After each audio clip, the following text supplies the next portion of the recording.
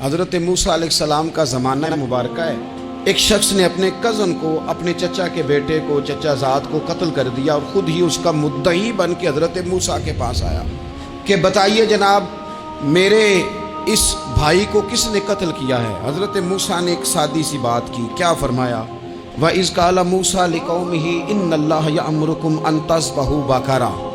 حضرت موسیٰ علیہ السلام نے اپنی قوم سے کہا کہ اللہ تمہیں حکم دیتا ہے کہ ایک گائے ذبح کرو، گائے کا کچھ حصہ مقتول کو مارو، وہ خود اٹھ کے بتا دے گا مجھے کس نے قتل کیا ہے۔ یہ پہلا سپارہ ہے قرآن مجید کا، آپ اس کو دیکھ لیں، یہ آیت نمبر 67 سے شروع ہو رہا ہے۔ تو اب وہ چونکہ ذبح کرنا نہیں چاہ رہا تھا، اس کو پتا تھا کہ مجرم تو میں خود ہوں، وہ ذبح چونکہ کرنا نہیں چاہ رہا تھا، اس سے کہا کہ مارو ایک حصہ گائے کا، اس کو تو یہ اٹھ کے بتا دے گا۔ تو اس نے جواب کیا دیا؟ قالوا اتتخذون ہزوا، یعنی لگا آپ میرے ساتھ مذاق کرتے ہیں، کبھی ایسا بھی ہوا ہے؟ قال اعوذ باللہ ان اکون من الجاہلین۔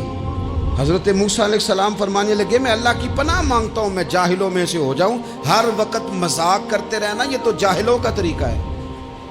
کن کا ہے؟ حضرت موسیٰ نے کہا ہے، قرآن پاک ہے، ہر وقت مذاق کرتے رہنا۔ خوش طبی اور چیز ہے، مسکراتے رہنا، لیکن کسی کا مذاق ہر وقت اڑاتے رہنا کن کا طریقہ ہے؟ جاہلوں کا۔ جب کہا نہیں ذبح کرنی ہے تو اب ذرا دیکھیے، کرنا نہیں نہ چاہ رہے، قالوا ادع لنا ربک یبین لنا ما ہی، کہنے لگے اے موسیٰ پھر آپ نہ رب سے دعا کریں کہ وہ ذرا کھول کے بتائے وہ گائیں کس طرح کی ہو۔ ارادہ نہیں نا ذبح کرنے کا، آپ دعا کریں۔ قال انہ یقول انہا بقرۃ لا فارض ولا بکر، فرمایا کہ رب کہتا ہے وہ گائے نہ بوڑھی ہو نہ زیادہ بچیا ہو، عوان بین ذالک، ان کے درمیان ہو، یعنی جوان گائے ہو۔ فافعلوا ما تؤمرون، کرو جس کا تمہیں حکم دیا جا رہا ہے۔ قالوا ادع لنا ربک یبین لنا ما لونھا، لو اگلی بات سن لو، کہنے لگے آپ دعا کریں رب سے کہ وہ کھول کے بتائے اس کا رنگ کس طرح کا ہو، رنگ بتائیں کس طرح کا ہو۔ قال انہ یقول انہا بقرۃ صفراء، فرمایا رب فرماتا ہے کہ صفراء رنگ کی ہو، یعنی گہرے زرد رنگ کی ہو۔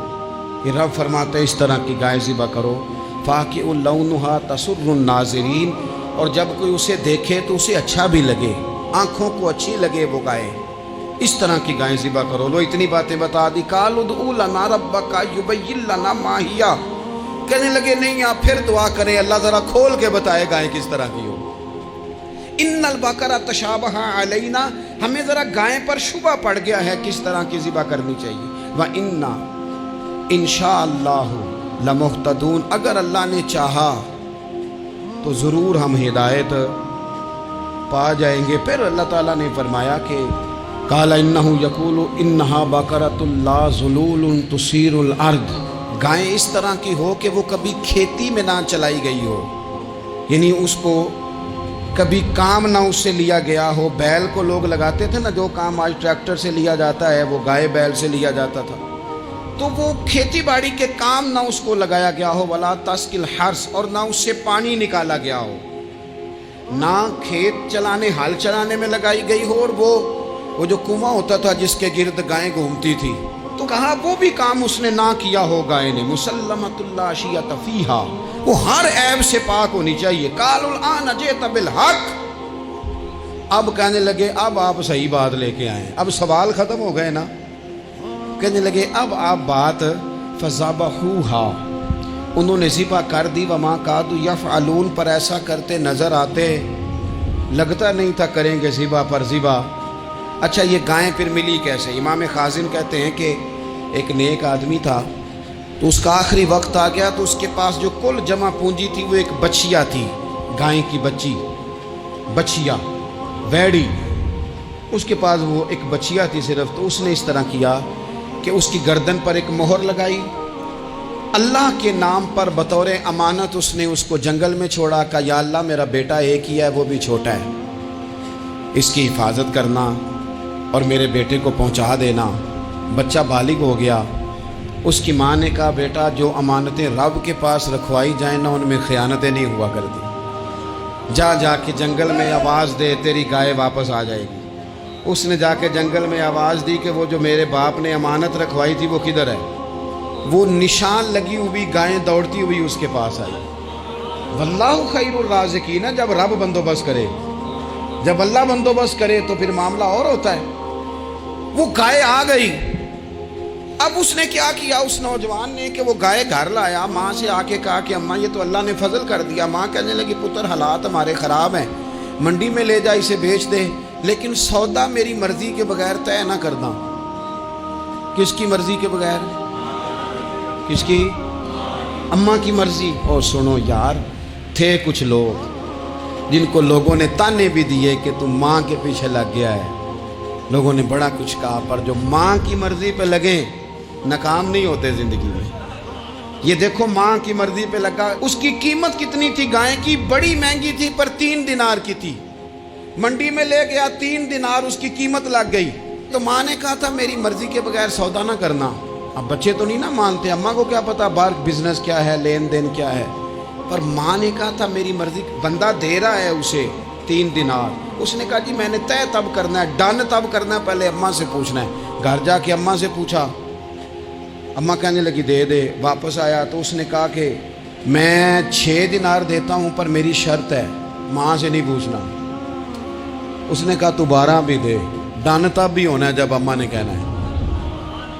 وہ جب اس طرح کی اس نے گفتگو کی، واپس اپنی والدہ کے پاس گئے، کہنے لگے اماں سمجھ نہیں آتی، 3 دینار کی گائیں بندہ 12 میں خریدنے کو تیار ہے، شرط لگاتا ہے کہ اماں سے نہیں پوچھنا۔